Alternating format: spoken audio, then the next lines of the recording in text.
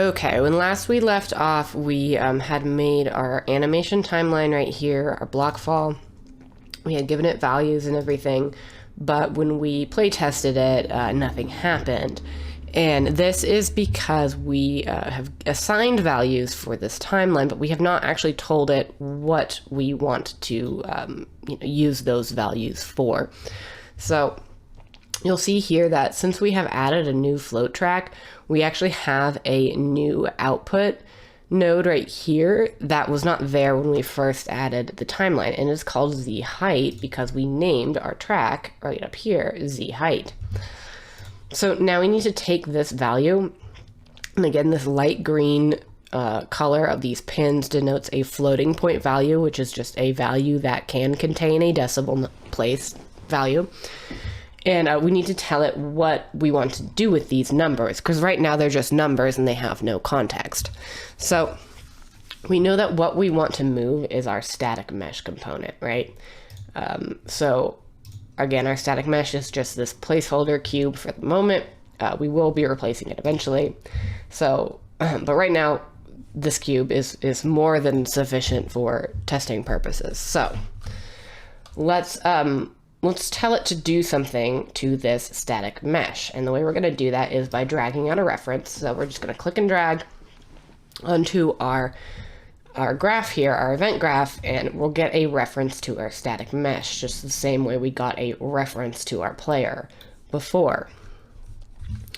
So what we need to do is to tell the static mesh to move its position in the world. And the way we're going to do that is by dragging out and searching set world location. So this is a node that is essentially going to tell Unreal to move whatever is plugged into the target, in this case our static mesh, to whatever value we put here. Now this is a vector value. The pin is denoted by this yellow color here, and you will have an X, a Y, and a Z value for a vector. Now vector, of course, is just a 3-point value to denote a location in 3D space along the X, the Y, and the Z axis, which of course is represented in Unreal by X is red, Y is green, and blue is Z. So by combining those three values, you can describe any point in 3D space. So we're going to tell it basically to drop down from where it is to where we want it along the Z, which in Unreal, excuse me, in Unreal, the Z represents the up and down direction. But we don't want it to move in either the X or the Y directions. We want it to stay in place and just drop straight vertically. So to do this, we need to know first where the X and the Y values in the world are, because right now if we leave it at 0, it's going to snap to some very weird point in space and we're not going to be able to see it. So to do this, we're first going to drag off this static mesh pin here, and we're going to type in get world, and we're going to choose get world location for static mesh.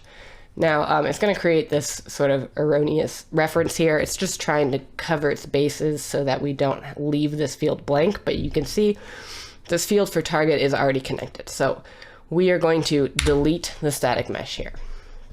And you can see that when we get the world location, it's going to return a vector value, which is that same yellow color here, to describe a point in 3D space. Now, we want to maintain the X and the Y, but we want to change the Z. So we need to split this value into its component values. So the way we're going to do this is we're going to right click on return value and hit split struct pin. So all this has done is separated our X, our Y, and our Z values into separate float values. In order to pass this information into our new set world, we need to do the same thing here. So we're going to right click on new location and hit split struct pin. So we have new location X, new location Y, and new location Z. So now we can edit these values on an individual basis. So again, we don't want to change the X or the Y from where it is in the editor. So let's just pass these straight through by connecting X to X and Y to Y.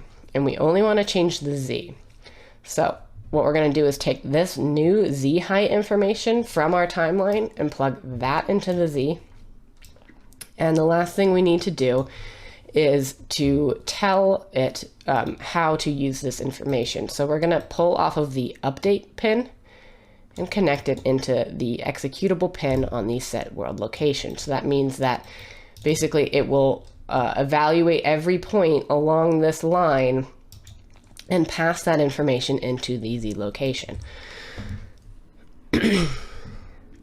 So let's look at what this actually looks like now that we have it all set up. So let's hit compile and make sure everything compiles fine. And then we're going to press save to make sure it saves. You'll see the little asterisk disappear. And we're going to press play. And now when we run into it, boom, the block has fallen sort of on our head. Great, let's try it one more time. Boom. The block falls when we run into it, which is exactly what we want.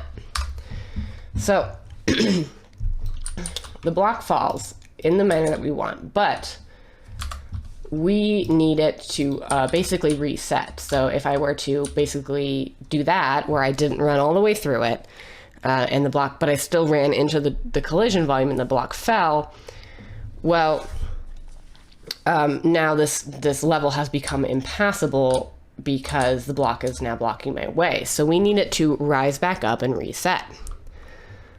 So to do this, we're going to come back into our falling block BP. I'm going to just move this over out of the way.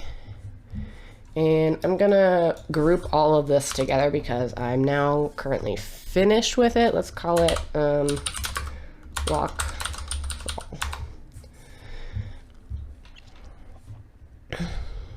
Okay, so basically what we want to happen is that we want the block to fall when we trigger it, which it does, and then we want to wait a certain number of seconds before the block is going to raise back up. So in order to do that, we are going to use we're going to use another timeline, and we basically want to say when this is done, start a delay timer, you know, for however many seconds you want the block to be down on the ground, and then we're going to raise it back up. So off of this finish node is where we're going to pull off our next executable, and we're just going to type in delay. So what this means is that this update is basically while this timeline is running, do this. Once it's done, do whatever we put down here. And delay is just what it sounds like. It will just wait a certain value in seconds before it does anything that is connected off of the right side of it. So 0.2 seconds is the default. That is obviously too quick. Let's change it to 1. So this will delay for 1 second, and then it will execute anything that we put over here. So we're going to use another timeline, and excuse me. There are several ways to use timelines, but because I don't want the block to rise up as quickly as it fell down, I need to add a brand new one. I can't just use these reverse nodes. So I'm going to come off this completed tab here and add a new timeline. Let's call this one block rise. Yeah, sure. Block rise. Okay. So same thing here. We're going to double click to open this one, and we're going to add a new float track, and let's call the new track the height. And we're going to right click, add a key, change this value to 0. And basically I just want to do the exact same thing in reverse, but over a longer period of time. So I'm going to start with a value of 0, and I'm going to add a second point here. And here we need the value to be 410 because that was our starting point in our previous timeline. And basically the time is however long you want this animation to take. So we fell over a quarter of a second. I think I want it to rise up slowly. Let's say over 2 seconds. I'm going to change the length of the animation to 2 seconds to match my timeline. And it should look something like this. So let's save that, and we can exit out these little tabs, these sub-tabs of these. We can always reopen them by double-clicking once again. Let's just exit out to keep our tabs organized here. So essentially, we want to do this exact same thing. So let's just select these by shift-clicking them to highlight them all. I'm going to move my mouse cursor over here, and I'm going to hit Control and D to duplicate those nodes, and that just saves us some time. Well, let's connect update to set world location, and of course we need to connect our Z height to new location Z. Okay, so let's test this functionality right now. Always compile and save before you test your blueprints, and let's hit play. And I'm going to try to, do that. Okay, so it is rising up, but we see that there's obviously some issues going on with this. So this is a great time to talk about debugging a blueprint. So at this point, I believe if we run under it once, it will work as expected. But if we try it again, obviously this isn't working. So to figure out what is happening here, we are going to use the visual debugging tools that Unreal has. So the way we're going to do this is by coming into our BP falling block object, and we need to set a debug object. So basically setting a debug object is telling Unreal which instance of this blueprint in the level editor do we want to evaluate. So, you know, if we have or multiple copies of this, because eventually we will, and I just want to debug this one. So basically when I run under this one and trigger the function, I want to see this code executing in real time. So the way I'm going to do that is by setting the debug object in the blueprint editor. So come up here. Right here it says BP falling block, but for you it might say no debug object selected. Regardless, come into this dropdown and select your BP falling block. Now you'll see I have 2 here, and that is because I have duplicated this one out, and I now have 2 of this blueprint in my level. And if you're not sure which one you need to select from the dropdown, the best way to do it is to come into your level editor. You want to select select the one you want to test. Come into the blueprint itself, and where it says no debug object selected, come down here, and BP falling block, will have this selected in parentheses, meaning this is the one that you have selected in the level. I'm going to delete this just for clarity right now, but you need to select this BP falling block object. Now, the next thing you need to do in order to see this happening in real time is we need to hit simulation, and this says enable simulation of components in the viewport. So let's hit that, and that will highlight this button here. So basically you need to highlight this button here, and what this will do is that it will highlight the areas of the code that are currently executing at runtime. So what does this mean? This is a lot easier if you have 2 monitors. I do have 2 monitors, but since I'm only capturing one, I'm just going to pull this tab out, and I'm going to place it sort of side by side with my level here. So you can see I can still navigate around in here, and this tab remains open. So we want to look. We know that the error is happening right here because we already tested this area, and we know that this area is working. So I'm just going to focus in my window on this area here. I'm going to press play. So when I press play here and I test it, you can see that the code will highlight in these orange glowing, the connections between the nodes will highlight in this orange glowing way. And so that can really help you see in real time what is happening. So it is functioning correctly here. It's delaying properly, and then it's playing, but you can see if we do a little bit more I did a little bit of debugging off screen when I was preparing this, and the reason this is happening is because we are using this play node and not this play from start node. So basically what's happening is it's looking at this last keyframe here, and it's trying to play it from here. So it's basically getting these weird jitters in it. So basically all we need to do is connect the completed to play from start instead of play. So I'm going to hit Control. I'm going to hover over this executable node. I'm going to pull it back out to deconnect it. I'm going to release Control and reconnect it to play from start. And I think for good measure, we should do it up here as well. Let's play from start. Okay, so let's compile and save. Let's redock this and let's test it.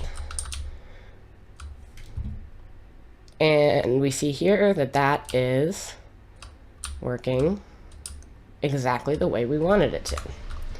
Now, it's up to you and your level design. If you feel that you need to, there's still some issues here.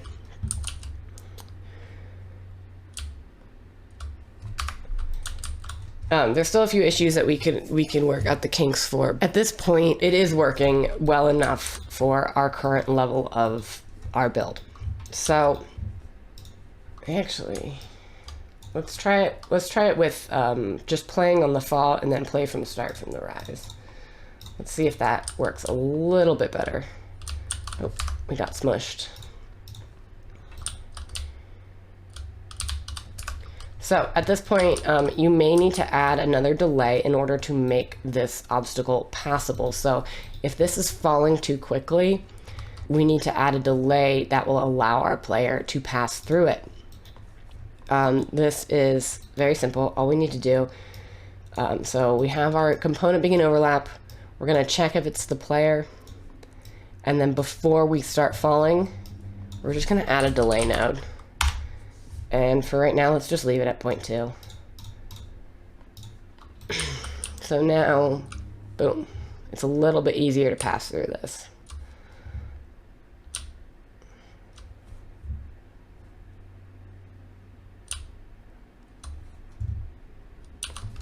So we're still getting some bugs, but at this point, we can come back and work those out at a later date.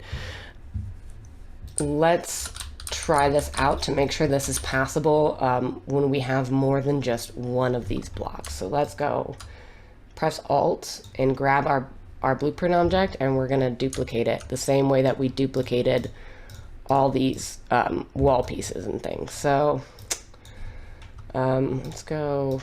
I don't want them too close together. Again, this is not supposed to be like a largely difficult level. Let's do 4. And let's compile and play that to see how it goes. Okay, so if we're playing this normally, this is functional. Of course, we will need to come back at a bug fixing stage later on and fix up some of the bugs that happen if we try to like run back and forth between them. But at this point it works, but there is just one last thing I want to do, and that is to fix some of these collision issues that are happening. So you'll see if I run through normally, our camera is sort of like clipping and jittering. Which is because the reason this is happening, that this like strange like clip in the camera is happening, is because our camera is actually colliding with these boxes, and Unreal is trying to handle that for us. So we just need to make a quick edit to our player character. Actually, first we're going to come into the block. Before we do that, we're gonna, if you see all these things are grayed out, that's because you still have the simulation running, so just uncheck that and you'll get these options back. We're gonna select the static mesh because that is currently what's causing the issue with our camera. You can see I have collapsed my detail panel. Let's pull out the detail panel again, and we're gonna change the collision settings of this so that it does not interfere with our camera. So let's scroll down to where it says collision. And our collision presets are currently block all dynamic. And if we hit this arrow, we can see how the engine is handling collision for the static mesh component with each type of object in the world. So block all dynamic, predictably, it blocks everything, including the camera, which is what is causing that weird clipping and jittering. So to change this, all we have to do is come down to this drop down and change it to custom. Now, it won't change anything by default, but it will make these options editable. So all I want to do is change our camera from block to ignore. Compile, save, let's play it again. So now we see we're not getting that weird camera clipping, and it's a little bit easier to run through this level if we don't get pushed off by the block. Okay, so essentially we have completed our first true obstacle here. This is all the functionality that we really need for these blocks at this point in time. You'll see that if you get hit by them, well, you see if you get hit by them, you'll often get pushed off into the pit, and then we will respawn at our player's start, which is exactly what we want in this case. So we're gonna take a break here, and when we come back, we're gonna continue moving forward with our next area of obstacles, which are gonna be the little spurts of fire that are gonna come out from the wall over here. So I will see you all in the next video.